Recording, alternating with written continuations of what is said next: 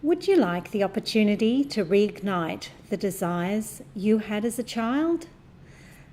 The other day I met with Sharon Lenehan. She's a woman entering a new phase of her life. After an unexpected break for health reasons, Sharon left a secure and stable job as a counsellor. This gave Sharon an opportunity to ask herself a question. And it was the answer to this question which changed her life dramatically. I met with Sharon at her local cafe in Brisbane, Australia, just the other day. My daughter actually said something to me. She said, Mum,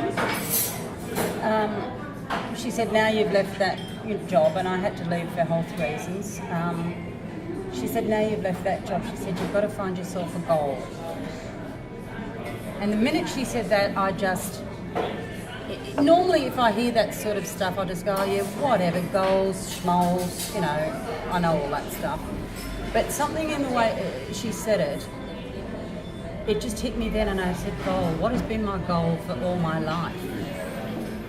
And my goal, that was when I tapped in and I went, my goal has been to go to India, and I've got this little boy I've been sponsoring in India for ages. And so the minute that she said that, and she said to me, she said, it only needs to be a short-term goal, Mum.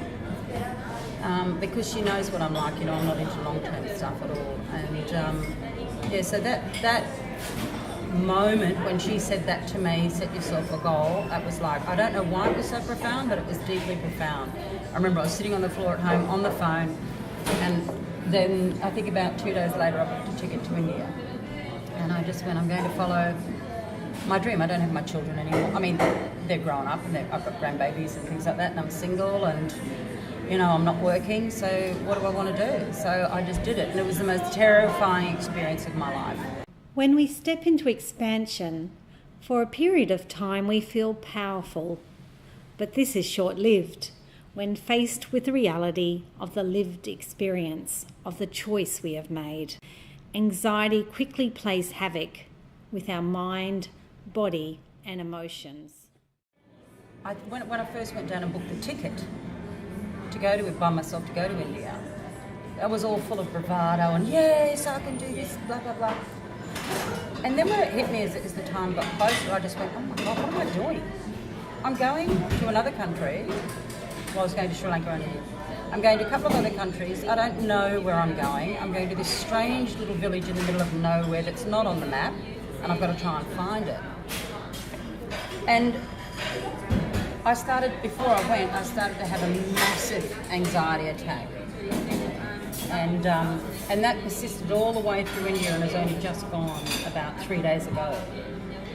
And I think the whole thing was, this whole anxiety was about facing something I knew I had to face.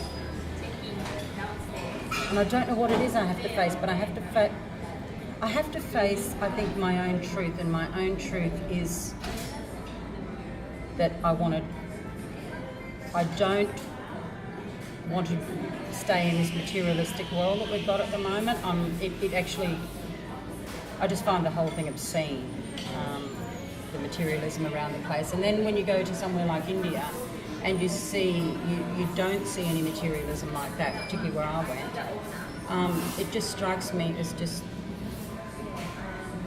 so deeply divided the way that we live, from the Western way that we live to the village way that they live. I know it's poverty and everything like that, but the way that they live is much more how I would like to live, with little connections, walking around the place and that sort of thing, rather than having cars and driving around and missing out and talking to people and that sort of thing. And that whole little village atmosphere, whilst it was, when I got there, the poverty was horrendous and it was overwhelming, and I was like in tears every day.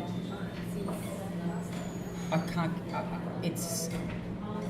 have to go back. I have to go back, and I have to do something, and just follow my heart. And I don't know where it's going. I have no real idea, but it doesn't matter. I'm following it because I know that's the good path, and that's the path that I need to. It's the only way to happiness for me, and it's all my life. Even when I remember when I was a really small child, all I wanted to do was to make a difference in other people's lives. And so I've had that deep humanitarian thing in me for years and years and years, and it's been at odds with this society that I've lived in. Because in this Western society, it's about getting as much as we can for ourselves. And I've always gone the other path. No, it's not. It's about sharing what little we have with those who need it. To live her truth is to live a humanitarian life.